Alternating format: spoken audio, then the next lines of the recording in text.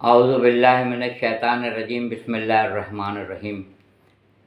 میں نے آپ سے کہا تھا ماہ رمضان المبارک میں کم از کم 2 ویڈیو اپلوڈ کروں گا۔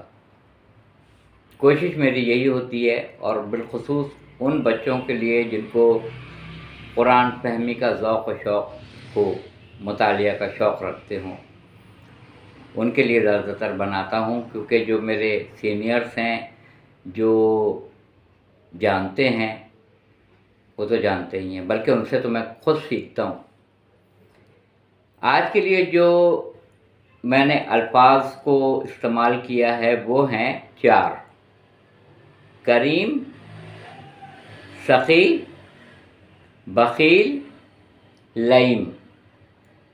وہ جو نوجوان بچے ہیں جن کو لئیم کا تلفظ اور ہجے پتہ ہونی چاہیے، لام، حمزہ، یہ، میم، لئیم کسے کہتے ہیں؟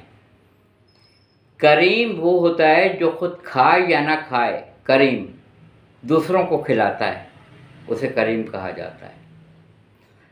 سخی وہ ہوتا ہے جو خود بھی کھاتا ہے اور دوسروں کو بھی کھلاتا ہے، اسے سخی کہا جاتا ہے۔ بخیل وہ ہوتا ہے جو سب کچھ رکھ کے خود کھاتا ہے اور کسی کو بھی نہیں کھلاتا ہے، وہ بخیل ہے۔ اور لئیم وہ ہوتا ہے جس کے پاس ہوتا تو بہت کچھ ہے مگر نہ خود کھاتا ہے اور نہ کسی اور کو کھلاتا ہے۔ یہ صحیح تعریف ہے لئیم کی، لام، حمزہ، یہ، میم، لئیم۔ امیر المومنین علی بن ابی طالب علیہ السلام فرماتے ہیں کہ سب سے بری جو حالت ہے وہ لئیم کی ہے۔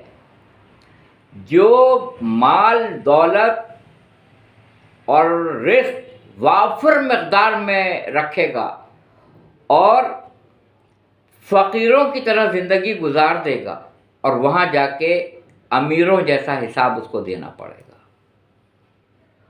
پھر دوبارہ ریپیٹ کر دیتا ہوں، کریم وہ جو خود کھائے یا نہ کھائے دوسروں کو کھلائے گا، کریم۔ سخی وہ جو خود بھی کھائے گا دوسروں کو بھی کھلائے گا۔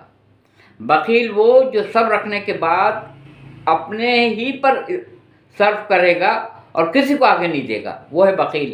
اور لئیم وہ ہے جو اتنا زیادہ رکھے گا اپنے پاس، نہ خود پہ خرچہ کرے گا اور نہ دوسرے کے اوپر کرے گا، نہ خود کھائے گا اور نہ کسی اور کو کھلائے گا۔ مولا کائنات علی بن ابی طالب علیہ السلام فرماتے ہیں اس میں سب سے نچلے درجے کا جو ہے وہ لئیم ہے، لام، حمزہ، یہ، میم، لئیم۔ جو رہے گا فقیروں کی طرح، نہ خود پہ خرچہ کر رہا ہے نہ دوسرے پہ کر رہا ہے، اور آخرت میں حساب دے گا امیروں والا، معاذ اللہ، معاذ اللہ، امیروں والا۔ یہ 4 میں نے